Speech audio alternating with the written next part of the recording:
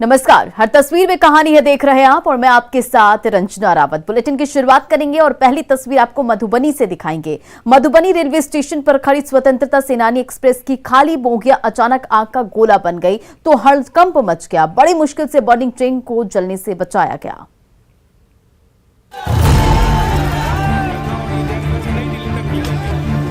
स्वतंत्रता सेनानी एक्सप्रेस की खाली बोगियों में अचानक शोले भड़कने लगे।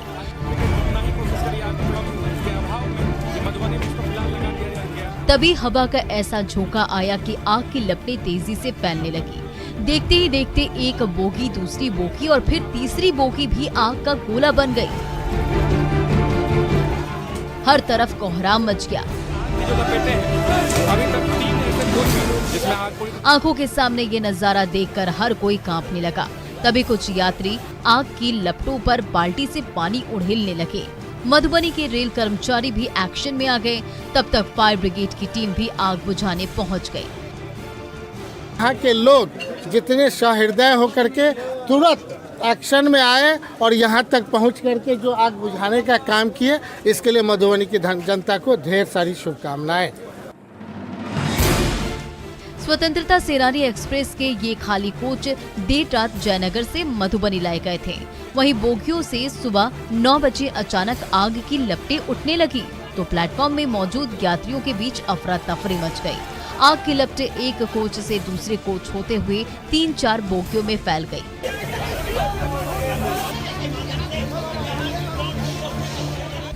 तो हड़कंप मच गया। आखिरकार फायर ब्रिगेड, रेल कर्मचारी और मधुबनी के नौजवानों के मिले जुले प्रयास से आग तो बुझ गई, लेकिन तब तक आग ने 2-3 बोगियों का कचूमर निकाल दिया। आग का कारणों का भी ये जांच अनुसंधान का विषय है और आग पे काबू कर लिया गया, आग पर काबू कर लिया गया है और वह डब्बा अंदर से जल गया है और अगल बगल का भी डब्बा हल्का सा डैमेज है। और मधुबनी रेलवे स्टेशन पर बर्निंग ट्रेन की तस्वीरों ने हर किसी को सांसत में डालकर रख दिया है। घंटों बाद आग तो बुझ गई, लेकिन आग लगी कैसे इसका पता अब तक नहीं चल सका है।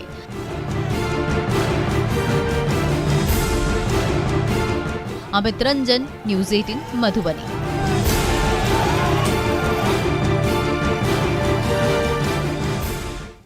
और इधर नालंदा में आरजेडी नेता और उनके बेटे के अंधाधुंध फायरिंग का वीडियो सोशल मीडिया पर वायरल हो रहा है। गृह प्रवेश समारोह में बाप बेटे की ताबड़तोड़ फायरिंग ने मेहमानों को डरा कर रख दिया।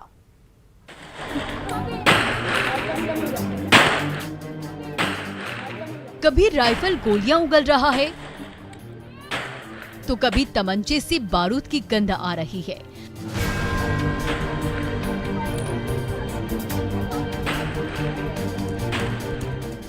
सरेआम बंदूकबाजी का ये वायरल वीडियो सामने आया है कतरी सराय के कतरी डे गांव से। दरअसल आरजेडी नेताओं और कतरी पंचायत पैक्स अध्यक्ष उदय सिंह के नए नवेले घर के गृह प्रवेश समारोह का आयोजन था। मेहमानों की भीड़ जुटी हुई थी। तभी आरजेडी नेता उदय सिंह ने पिस्टल निकाली तो बेटे सोनू कुमार ने राइफल और दोनों पिता पुत्र सरेआम हवाई फायरिंग करने लगे।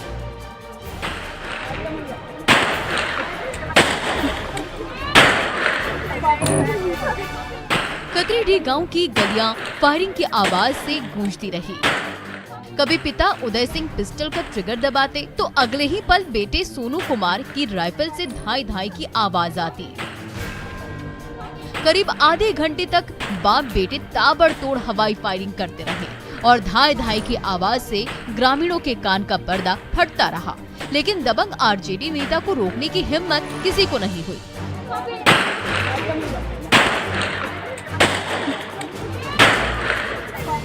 गृह प्रवेश के शुभ मौके पर मेहमानों का तांता लगा हुआ था। उन्हीं मेहमानों की भीड़ के सामने आरजेडी नेता को ऐसी सनक चढ़ी कि तमंचा चमकाने लगे तो बेटा क्यों पीछे रहता, वो भी राइफल से गोलियां बरसाता रहा। लेकिन जरा सोचिए, ग्रामीणों के सामने बंदूकबाजी के जौहर दिखा रहे बाप बेटे से थोड़ी सी चूक होती तो यहाँ कैसी चीख पुकार मच जाती। अभिषेक कुमार, न्यूज़ 18 नालंदा।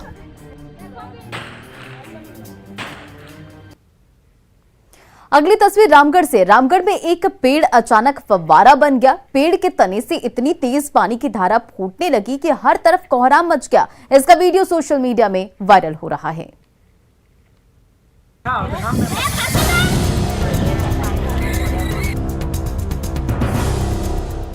ये क्या गजब हो गया। आसन का सूखा पेड़ पानी का फव्वारा कैसे बन गया। अपनी आंखों पर यकीन नहीं हो रहा, लेकिन जरा गौर से देखिए।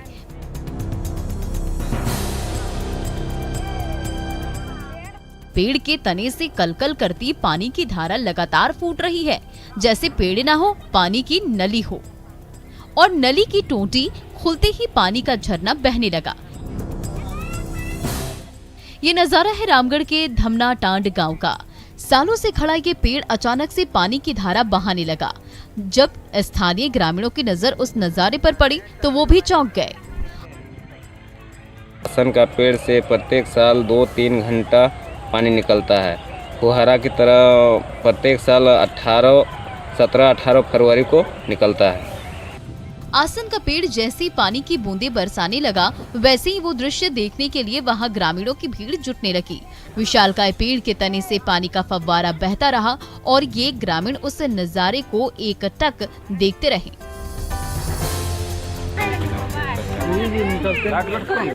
लेकिन किसी की समझ में नहीं आ रहा था कि आखिर ये हो क्या रहा है। जितने मुंह उतनी बातें होने लगी। कोई इसे दैवीय चमत्कार बता रहा था तो कोई कुदरत का करिश्मा, लेकिन ये कोई नहीं बता रहा था कि सूखे पेड़ से पानी की धारा कैसे फूट रही है। पानी उगलने वाले इस पेड़ की कहानी धीरे धीरे दूर दूर तक फैलने लगी। जो सुनता वही उस पेड़ को देखने धमना टांड गाँव की ओर दौड़ पड़ता। फिर तो देखते ही देखते इस पेड़ की चर्चा रामगढ़ से लेकर रांची तक होने लगी। जावेद खान, न्यूज़ 18, रामगढ़।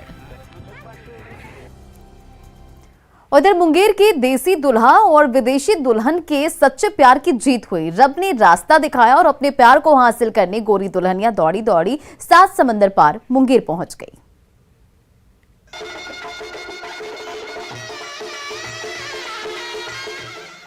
देसी दुल्हा और विदेशी दुल्हन, कहानी फिल्मी जरूर है लेकिन है हकीकत।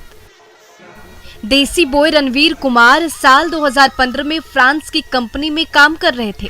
वहां गोरी छोरी शर्लीन से जा टकराए, मेल जोल बढ़ा और कब आंखें चार हुई पता ही नहीं चला।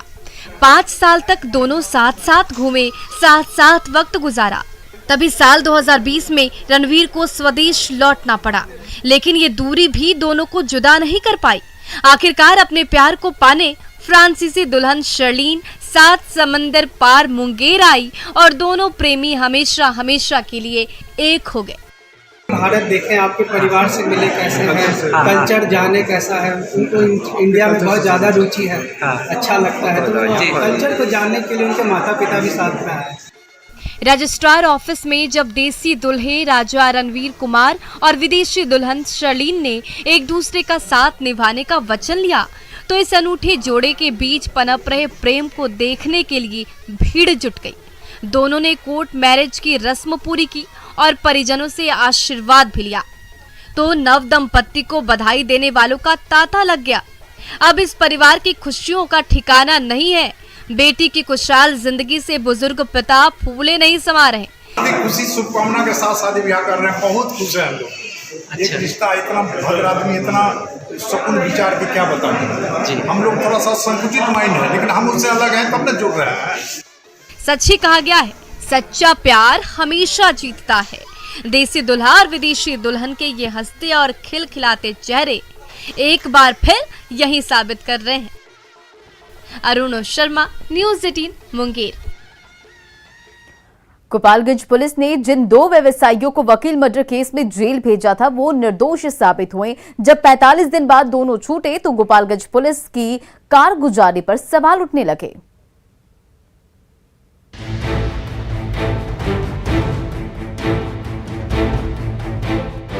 गेट खुलते ही 2 नौजवानों ने जेल से बाहर कदम रखा तो परिजनों ने उन्हें फूल मालाओं से लाद दिया।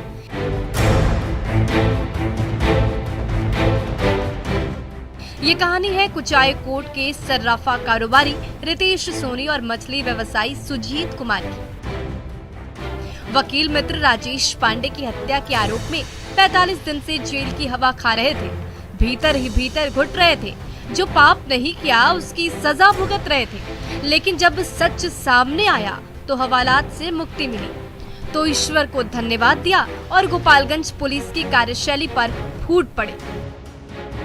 श्रीमान से एसपी साहब से ये मेरा कहना है कि उन पे उचित कार्रवाई करें ताकि कोई फिर निर्दोष न फंसे। और मेरा आज 45 दिन के बाद घर पे आना और मेरा मान प्रतिष्ठा जाना, क्या अश्वनी कुमार और विकास कुमार वापस ला पाएंगे?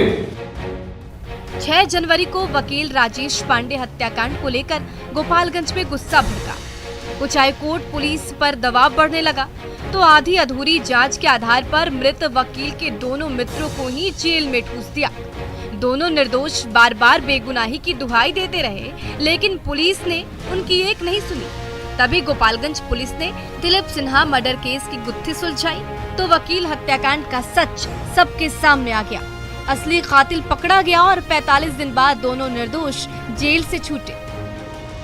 हमारे आज भाई जेल से 45 दिन बाद बाहर आए हैं, हमें बहुत खुशी है। हम एसपी साहब को बहुत धन्यवाद देते हैं कि उनके आदेश पे और उनके जांच पे ये लोग निर्दोष पाए गए। वो तो शुक्र है कि गोपालगंज पुलिस को सद्बुद्धि आई और असली अपराधी पकड़ा गया, वरना दोनों निरपराध व्यवसायी न जाने कब तक जेल की चक्की पीसते रहते। इस घटना ने गोपालगंज पुलिस की कार्यशैली पर गंभीर सवाल खड़े कर दिए हैं। गोविंद कुमार, न्यूज़ 18, गोपालगंज। कैमूर में ग्रामीणों को मोबाइल पर कॉल करने के लिए पेड़ों पर लटकना पड़ता है। सालों बाद भी मोबाइल टावर की नामौजूदगी ने इन ग्रामीणों को मोबाइल और इंटरनेट से दूर रखा है।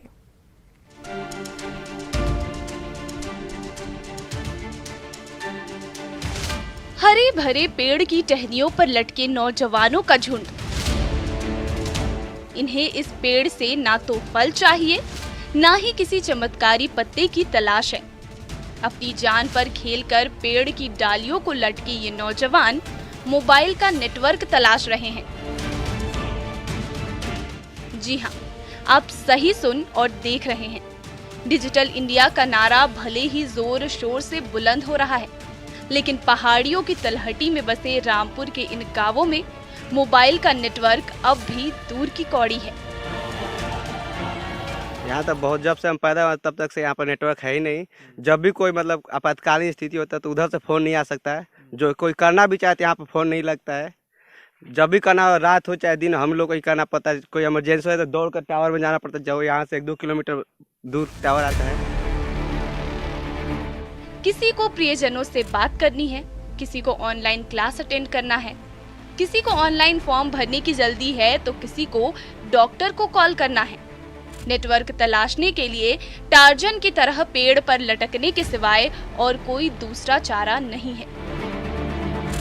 इसलिए जब भी कोई इमरजेंसी घड़ी आती है, दौड़कर ये युवा ऊंचे पेड़ की टहनियों पर चढ़ जाते हैं। लेकिन वहां भी नेटवर्क से जुड़ने के लिए तिकड़म भिड़ानी पड़ती है, और जब नेटवर्क का सिग्नल दिखने लगता है तो समझिए आपकी लॉटरी लग गई। कितना दूर आगे पड़ेगा गांव से? लगभग 1 किलोमीटर। रोज आगे पड़ेगा? जी, सुबह शाम जब काम पड़ता है तब कैसे, मतलब क्योंकि जरूरत बा फोन करेगा तो कैसे? जरूरत बा तो फिर 1-2 किलोमीटर दूर जाएगा पड़ला बात करे खातिर। मोबाइल नेटवर्क की तलाश में पेड़ की टहनियों पर दिन रात टार्जन बने इन ग्रामीणों का कसूर आखिर क्या है, जो महज एक कॉल के लिए जिंदगी ही दांव पर लगानी पड़ती है। आजादी के सालों गुजर गए, लेकिन न इन गांवों में मोबाइल का टावर लगा और न नेटवर्क की समस्या ही दूर होने का नाम ले रही है। अभिनव सिंह, न्यूज़ 18, कैमूर।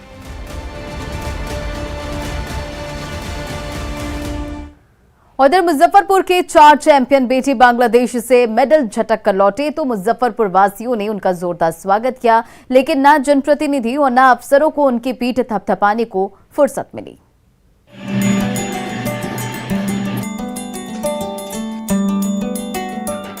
बांग्लादेश में भारत का झंडा बुलंद करके मुजफ्फरपुर के जानबाज सपूत घर लौटे तो स्वागत में पूरा मुजफ्फरपुर उमड़ आया। चारों ओर ढोल नगाड़े गूंजने लगे, फूलों की बारिश होने लगी।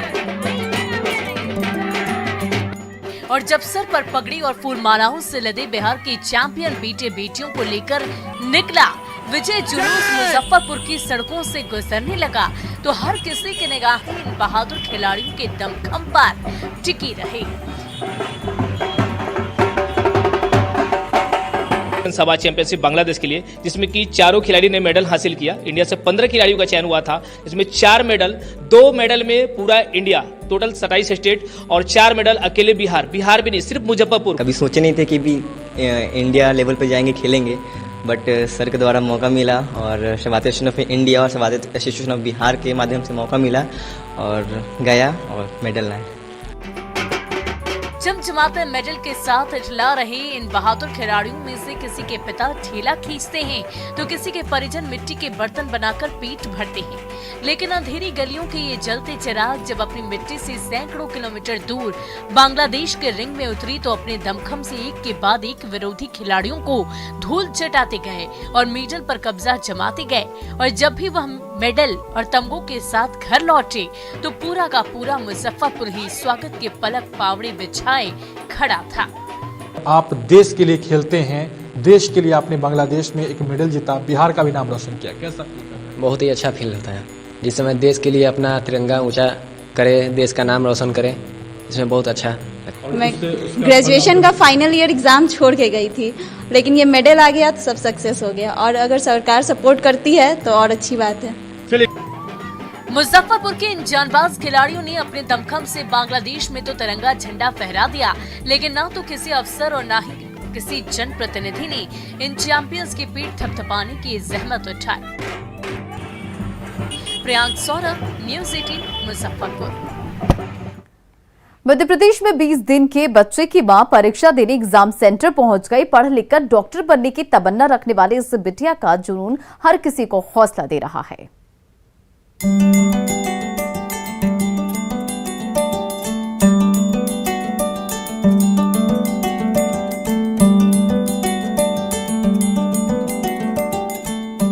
नवजात को साथ लिए ये हैं प्रियंका बघेल और उनके साथ मौजूद हैं उनके पति खेर सिंह।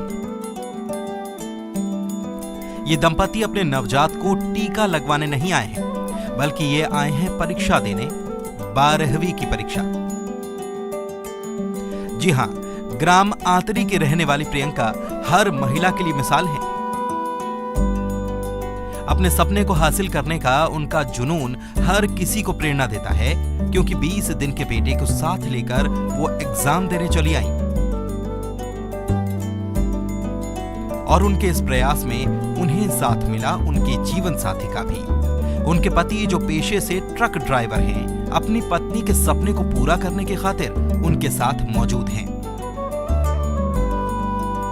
दरअसल प्रियंका की शादी साल 2020 में हुई। पढ़ाई के प्रति ललक तो थी, लेकिन जब पूरी न हो सकी तो पति ने साथ दिया और प्रियंका ने तैयारी शुरू कर दी। प्रियंका का सपना डॉक्टर बनने का है, लिहाजा उन्होंने 12वीं का फॉर्म भरा और आज वे सफलता की पहली सीढ़ी पर बढ़ चली हैं। शुरुआत में ससुराल वालों की तरफ से नानुकुर हुई, लेकिन फिर सब मान गए। उधर शादी के बाद प्रियंका गर्भवती हुई और अभी 20 दिन पहले ही बेटे को जन्म दिया। लेकिन पढ़ाई के प्रति उनका जुनून ऐसा कि दिन में बच्चे को संभालने के साथ ही घर का काम निपटाने के बाद रात को उन्होंने परीक्षा की तैयारी की। सचमुच प्रियंका की कोशिश तारीफ काबिल है। साथ ही तारीफ करनी होगी उनके पति की भी, जो खुद भले ही ज्यादा नहीं पढ़ सके, लेकिन अपनी पत्नी के डॉक्टर बनने के सपने को पूरा करने में उनका साथ निभा रहे हैं। ऐसे ही लोग कामयाबी की मिसाल कायम करते हैं। सुशील कौशिक, न्यूज़ 18 ग्वालियर।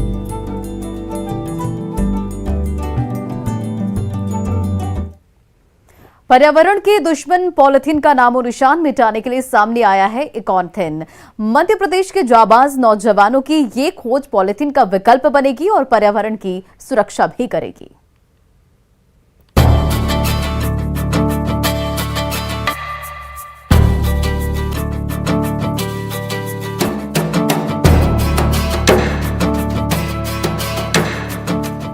अगर पर्यावरण से है प्यार तो पॉलिथीन से करना होगा इनकार। लेकिन इसका विकल्प क्या है? जबलपुर के युवाओं ने दिया है इसका जवाब।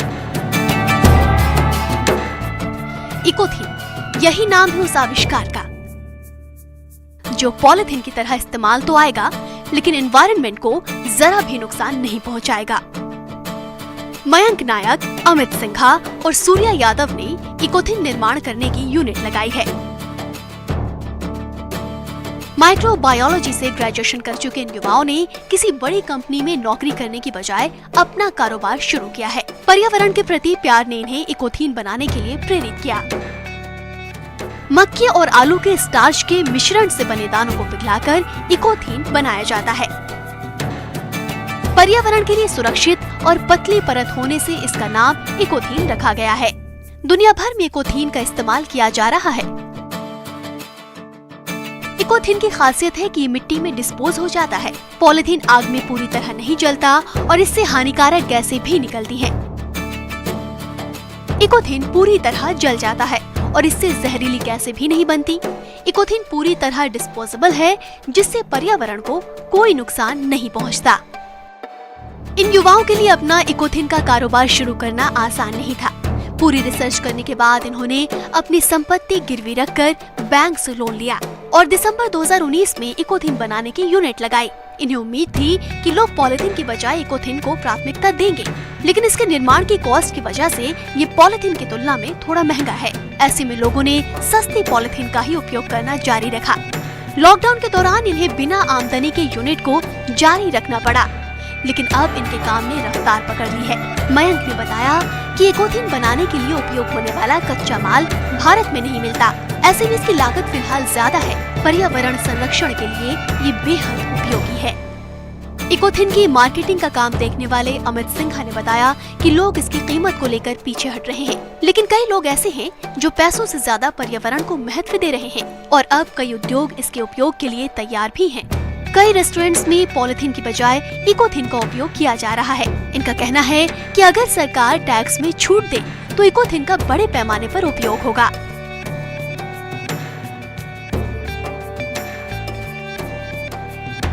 पर्यावरण की सुरक्षा के लिए इकोथीन जैसे उत्पाद बेहद कारगर हैं। इन युवाओं ने इकोथीन को कमाई का जरिया तो बनाया ही है, पॉलिथीन के इस्तेमाल पर रोक लगे इसके लिए अच्छी पहल भी की है।